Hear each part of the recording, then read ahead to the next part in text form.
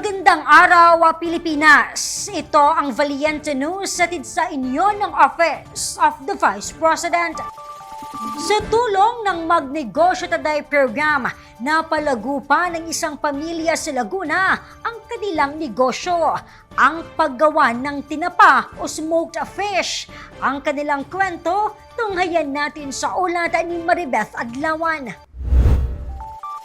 Panibagong pag-asa ang hatid ng Magnegosyo Today program para sa mga mangingisda na gumagawa ng tinapa sa lalawigan ng Laguna.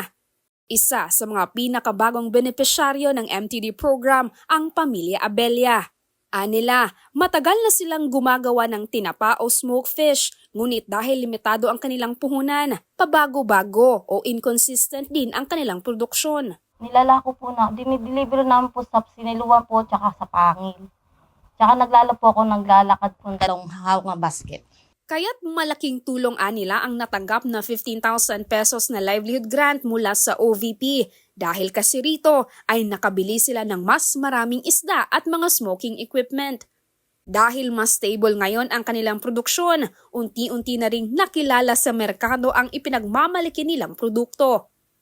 Para kay Majoy, higit pa sa puhunan, naging daan ang MTD program upang maipagpatuloy ng kanilang pamilya ang negosyo na ipinamana pa sa kanila ng mga naunang henerasyon.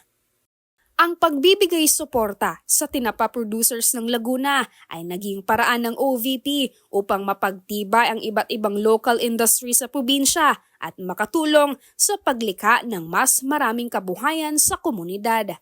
Mula dito sa lalawigan ng Laguna, ako si Maribeth Adlawan, lahat para sa Diyos, bayan at pamilyang Pilipino. Valiente News. Marami pang mga balita ang dapat abangan dito lamang sa Valiente News. Ako si Claudette Loreto para sa makabuluhan, naninindigan at matapang na mga ulat at impormasyon. Maraming salamat.